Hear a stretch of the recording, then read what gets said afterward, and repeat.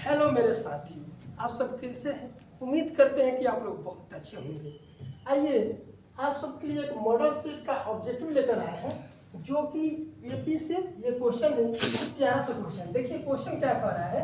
समांतर श्रेणी 80 है, 76 है, 72 है और 68 का कौन सा पद जीरो है। देखो तो कौन सा पद अगर पूछे ना, पद यानी टर्म पूछता है टर्म, तो जब टर्म एग्जाम में पूछे तो किसका मान निकाला जाता है? एन का मान निकाला जाता है। चलिए बाबू, तो पहले तो हम लोग का एपी का दिया है, एपी का जो फॉर्म दिया है क्या दिया गया है देख लिया जाए। एपी दिया है हम लोग का 86 दिया है और 72 है, 68 है और बहुत सारा है। अब देखिए ऐसा कर कौन सा पद जो होगा वो क्या हो जाएगा? जीरो हो जाएगा, वो जाकर जीरो हो जाएगा। कौन सा पद है जो जीरो हो जाएगा? यानी यहाँ पे क्या निकालना पड़ेगा हम लोग का? इन का मान पूछ रहा है निकालने के लिए क्वेश्चन। तो इसको बनाने के लिए हम लोग को क्या चाहिए? सबको पता होना चाहिए कि इसको एपी को जो दर्शाया जाता है इसको A1, A2, A3, A4 या कभी कभी हमको इसको T1, T2, T3, T4 ऐसा भी हम लोग डिनोट करते हैं एपी को। ठीक है, अब आइए, अब इसमें हम लोग दो चीज, पहला पद ए होता है, पहला पद ए होता है यानी ए बराबर क्या हो जाएगा? A1। तो A1 बराबर क्या है? 80 और सार बंटर डी कॉमन डिफरेंस यानी हर दोनों के बीच एपी के हर दोनों के बीच जो ये फॉलो करेगा कहल ना कॉमन डिफरेंस डी।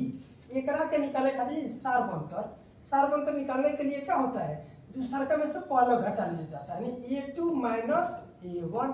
अब ध्यान दिया जाए A2 कितना है? A2 है 76 था, 76 से, और A1 कितना है दोस्तों? आप ही लोग बताइए, 80 है।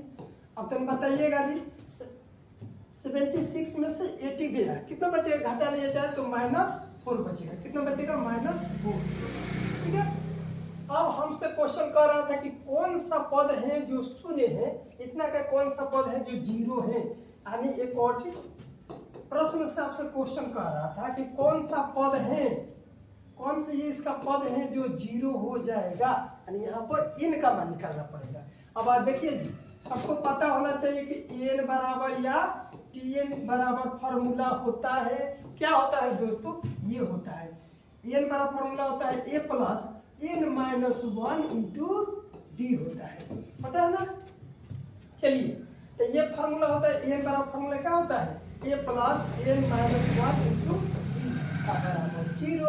अब देखिए हम लोग ए और डी निकाले तो ये आप मानो पुट कर देंगे और n का मान यहाँ से निकाल लेंगे तो हमारा आंसर आ जाएगा। ठीक है, अब ये के जो आपको कितना दिया गया? ए बराबर यहाँ पे 80, पहला पद ए 80 प्लस n का तो मान दिया ही नहीं है तो n के n रहेगा यहाँ पे n माइनस 1 इंटू डी के मान यहाँ पर हम कितना निकाले?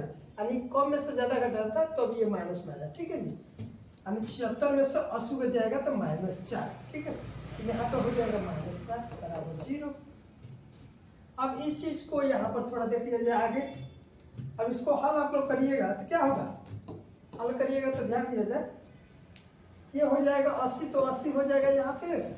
ये देखिए ये हम मल्टीप्लाई कर लेते हैं इससे। ठीक है, -4 से इसमें मल्टीप्लाई करेंगे तो प्लस माइनस क्या हो जाएगा? -4 में n से गुणा करिएगा तो -4 वो n हो जाए। यहाँ पर देखिए अब माइनस माइनस गुणा कीजिएगा तो क्या हो जाएगा? प्लस, यहाँ पे 4 में फिर 1 से गुणा करिएगा तो 4 और बराबर क्या हो जाएगा?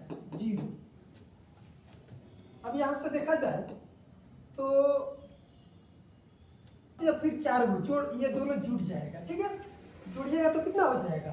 80 4 84 -4 को n बराबर 0।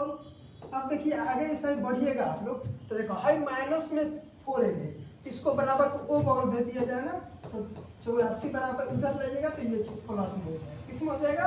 प्लस में हो जाएगा ना। अब यहाँ से n का मान निकालिएगा, ये चीज मल्टीप्लाई में है, इधर आके क्या हो जाएगा? डिवाइड लग गया, यानी n बराबर क्या हो जाएगा? 84 बटा क्या हो जाएगा? 4 आके इसमें भाग लग जाएगा। इसको कटे कितने बार में कटेगा? 4 2 जा 8, 4 1 जा 4, यानी n बराबर कितना होना चाहिए? 21। अब तनी देखा लो आंसर में 21, यानी तो उसका कौन सा होगा?